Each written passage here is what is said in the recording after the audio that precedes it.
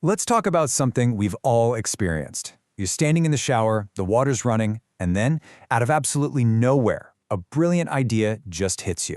It's a super common thing, and today we're going to dive into the actual science behind why that daily rinse can become your own personal idea factory. I mean, come on, who hasn't, right? You're just standing there, shampooing your hair, totally zoned out, and then bam! The answer to a problem you've been stuck on for days just pops right into your head. It seriously feels like magic, but I promise you, it's all science. And if you think you're the only one, you are definitely not alone. A survey found that a whopping 72% of people get creative ideas in the shower. Get this, about 14% of people in that same study said they'll jump in the shower specifically to come up with new ideas. So what is going on here? We're calling this whole phenomenon the shower epiphany. And it's not just some random quirk of being human. It's actually a very specific set of conditions, all coming together at the perfect time. So let's break down this perfect storm that turns your bathroom into a creative powerhouse. It's this really fascinating mix of three things: a totally relaxed state of mind, a nice little hit of the right brain chemical, and a moment of precious, uninterrupted solitude. When you put those three things together, you create the absolute perfect environment for a breakthrough. Okay, so to really get the shower effect, we first have to understand how our brain actually thinks. It turns out our mind basically has two very different but equally important modes of operation. First, you've got your focused mode. This is you concentrating hard on something like doing a math problem or trying to write an important email. Your thinking is very logical, very direct. But the shower, that's where your diffuse mode gets to take over. This is your brain's daydreaming state, where it just wanders freely, making all these spontaneous and surprising connections between ideas that you'd normally never put together. Now, the engine that powers this diffuse mode is a really cool system in our brain called the default mode network, or the DMN for short. Neuroscientists have figured out that this whole network of brain regions just lights up when we're doing something automatic that doesn't need our full attention. It's basically your brain's autopilot, and it's when our mind is free to link old memories with new thoughts in really innovative ways. But here's the thing, a wandering mind is only one part of the equation. To really get those creative sparks flying, we need a little chemical boost, and that's where a very famous neurotransmitter comes into play: dopamine. And what's so cool is how this works. It's like a chain reaction. That warm, relaxing water feels good, right? Well, that pleasant feeling triggers your brain to release a little bit of dopamine.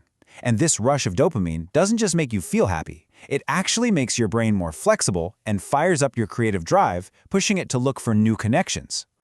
And hey, don't just take my word for it. Top neuroscientists like Alice Flaherty have directly linked dopamine to our creative drive. As she puts it, this specific brain chemical is what influences our desire to seek out new things, which, is pretty much the definition of a creative idea. So, we have the wandering mind, we have the dopamine hit. What's the final piece of the puzzle? It's the environment itself. The shower is one of the very few places left in our modern world where we are truly, completely alone and disconnected. Just think about it. For those 10, maybe 15 minutes, there are no emails popping up, no notifications pinging on your phone, no social media feeds to scroll through, and no deadlines breathing down your neck. You are totally insulated from all the noise and demands of the outside world. This little bubble of quiet solitude creates what psychologists call a creative incubation period. Basically, when you stop consciously trying to force a solution, your subconscious mind finally gets the space it needs to keep working on the problem in the background, kind of like letting a good idea simmer on the stove.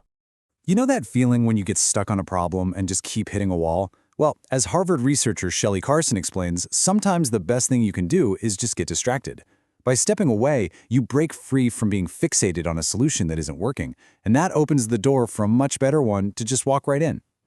Okay, now this is where it gets really powerful. Once you understand the science, you can start to recreate this effect whenever you want. The best part is, you don't always need a shower to have a shower thought. You can actually make this happen on purpose. The magic formula is simple: a relaxed state plus a lightly distracted mind. So any activity that puts your brain on autopilot without being totally boring can work wonders. Think about things like walking the dog, doing some gardening, washing the dishes, or even just going for a long drive with some music. These are all perfect opportunities for creative incubation. Of course, an idea is only as good as your ability to remember it. So when that bolt of lightning strikes, you have to be ready to catch it. They actually make waterproof notepads you can keep in the shower, or you can just have your phone ready to record a quick voice note the second you step out. Whatever you do, don't let that next great idea go down the drain. The science here is pretty clear. Giving our brains a break isn't lazy. It's actually one of the most productive things we can do. By understanding the power of relaxation, dopamine, and a little bit of solitude, you can intentionally build moments into your day for your best ideas to finally come to the surface. So the real question is, where are you going to let your mind wander next?